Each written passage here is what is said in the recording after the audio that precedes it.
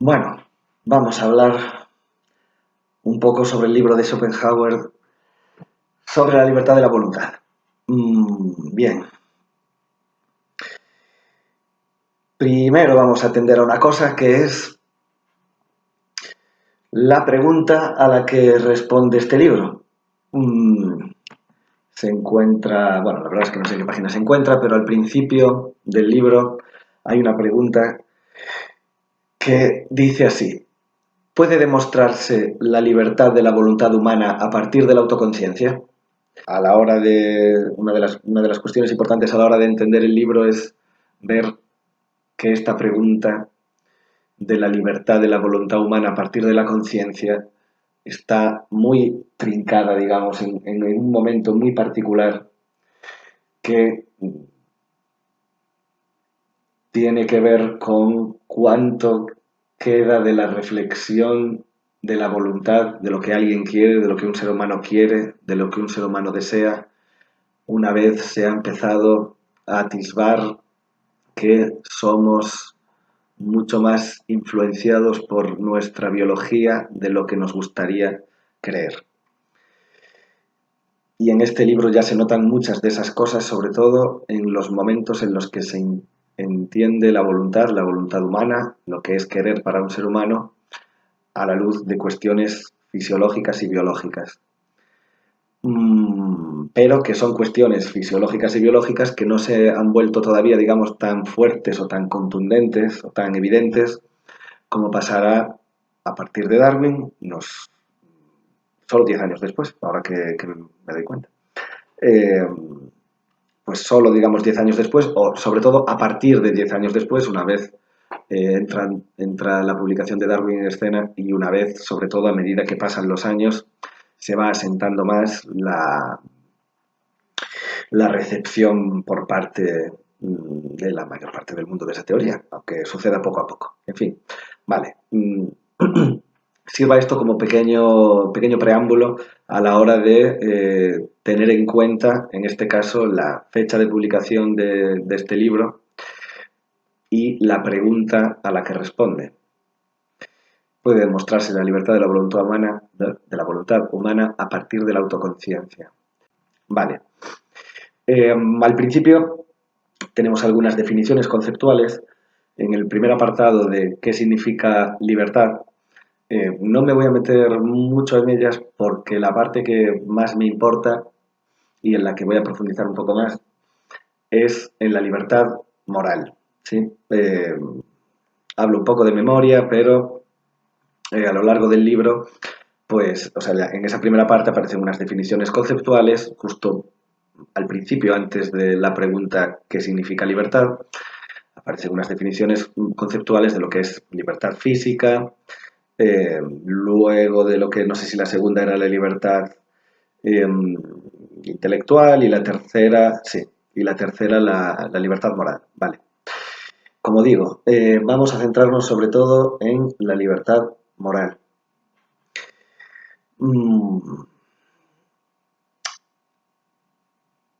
Y vamos a ir a unas páginas, en este caso las que hay entre la página 39 y la página 41, para coger algunas de las cuestiones más importantes que va recogiendo el autor. Bien. Vale, dentro de esta primera parte vamos a coger sobre todo una palabra clave que está aquí a la hora de definir lo que es la libertad moral. Y la palabra clave aquí es motivo. Esto lo podemos contrastar un poco con lo que Schopenhauer dice con respecto a la libertad física, porque la libertad física habla sobre todo de impedimentos físicos, o sea, de que hay una definición de la libertad física, y hace una definición además que es negativa, que hace énfasis en que la libertad es negativa. No podemos profundizar mucho ahora en qué significa esto de que sea negativa, pero el caso, a la hora de entender la cuestión de la libertad moral y de cuál es el rol que juega el motivo en la libertad moral, tenemos que entender una cosa sencillita que Schopenhauer dice explícitamente en torno a la página 39. No me quiero parar mucho a leerlo, sino esto se extiende. pero básicamente habla allí de lo que es un obstáculo, digamos, material. Un obstáculo material es un obstáculo físico, ¿sí? Quiero entrar por una puerta y la puerta está cerrada. Pues no soy libre de atravesar esa puerta, la puerta está cerrada y si no soy capaz de tumbarla o de hacer nada con ella, pues tengo un impedimento que hace que no sea libre o sea menos libre. ¿Por qué? Porque hay un obstáculo. La libertad definida negativamente, entre otras cosas, se puede definir así, se puede definir como negativa porque uno sería libre según Schopenhauer cuando no hay un obstáculo físico. En ausencia de obstáculo, y esa es la parte negativa, en ausencia de obstáculo, esa ausencia es la negatividad, uno puede ser libre. No, si no hay cosas que me impidan hacer lo que quiero físicamente, soy libre físicamente. Aún así, como podemos darnos cuenta, pues en el caso de un ser humano tiene limitaciones porque no puede ser físicamente todo lo libre que le gustaría. Por ejemplo, pensemos en un pájaro que es libre de volar y los seres humanos no. No tenemos alas para ser libres de volar, ¿sí? Tenemos limitaciones a nuestra libertad física.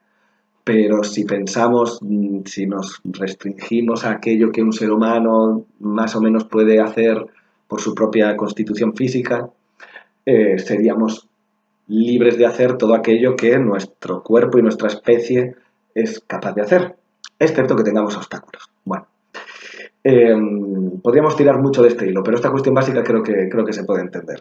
Y hay esa parte de la libertad física tiene cierta importancia a la hora de entender que, según Schopenhauer, lo que es un obstáculo físico es un obstáculo que imposibilita determinado tipo de libertad, claramente. Y lo hace, como va a decir él, de una manera mucho más contundente que lo hace un motivo. Esto a lo mejor es una cosa un poco boba, pero tenemos que rascar un poco en esta cuestión de los motivos porque es lo que nos va a dar buena parte de es lo que nos va a dar buena parte de la chichilla a la hora de entender cuál es la definición de la libertad moral que da Schopenhauer. Y esto no importa, claramente no importa por lo que diga Schopenhauer sobre ello, sino por lo que podemos entender de cara a nosotros mismos con respecto a nuestra libertad cuando, y sobre todo a nuestra libertad, digamos, moral, a la luz de estas reflexiones. Y en este caso a la luz de lo que Schopenhauer dice que es un motivo.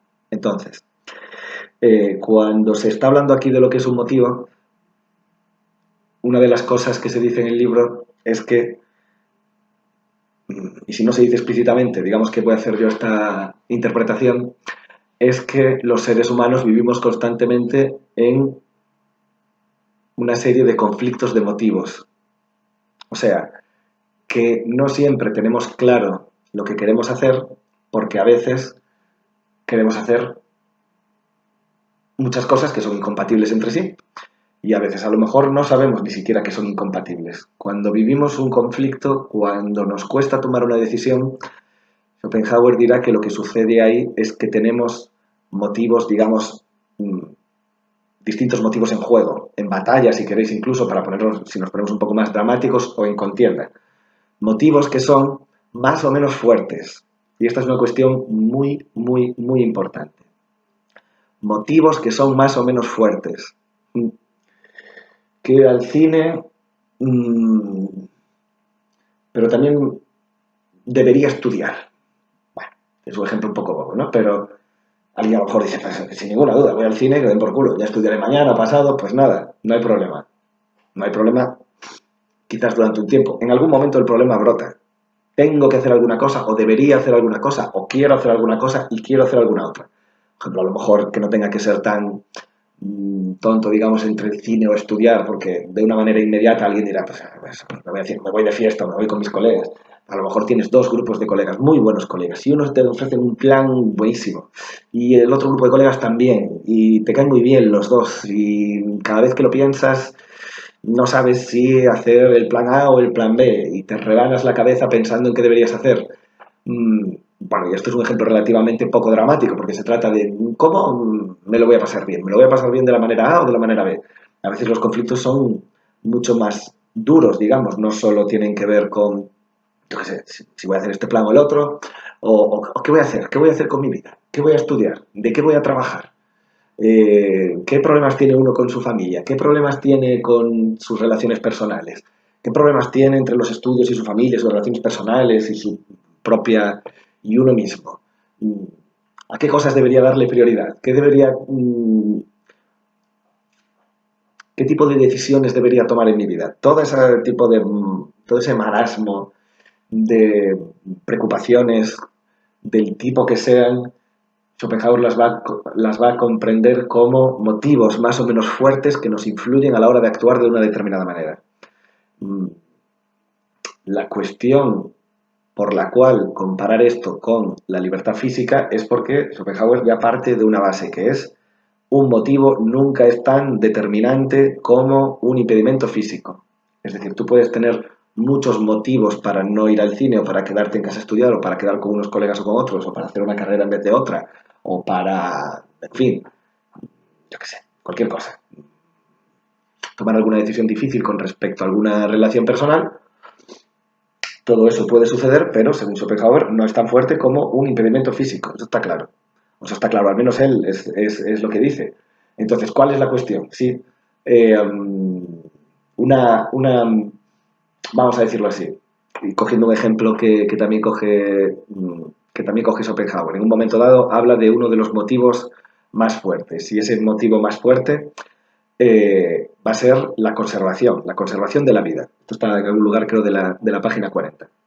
Entonces, eh, bueno, hago un pequeño paréntesis. Aquí también podríamos hablar de, recogiendo lo que comenté hace un momento con respecto a las cuestiones biológicas y la fecha de publicación del libro, aquí hay una capa de lo que Schopenhauer llama motivo y conservación, la conservación de la vida con respecto al motivo, que a partir de Darwin y después ya directamente va a ser llamado instinto de conservación de la vida. Es decir, suponer que el motivo más fuerte que tiene cualquier ser humano es evitar la muerte.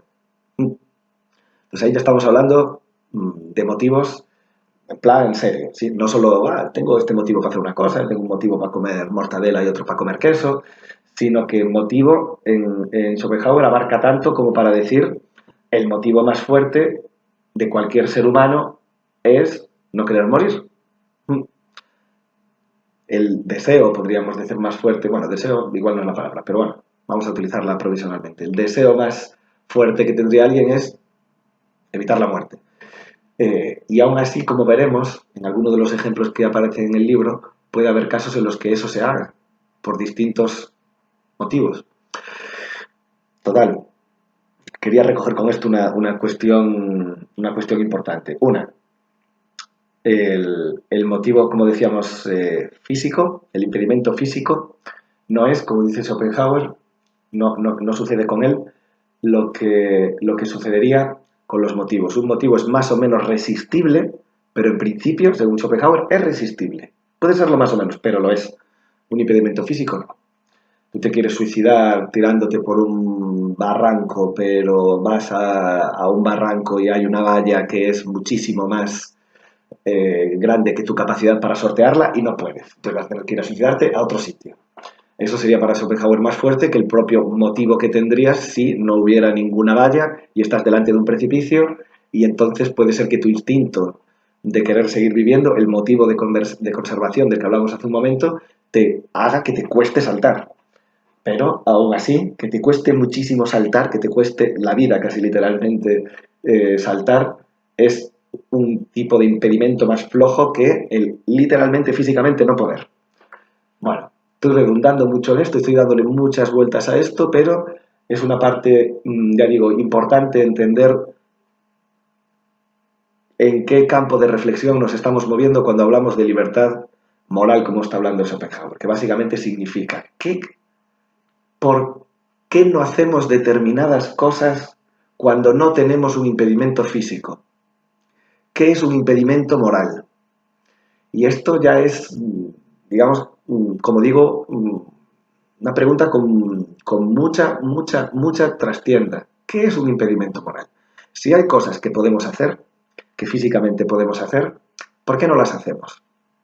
Hay muchas respuestas para estas preguntas y algunas de ellas Schopenhauer no se las hace.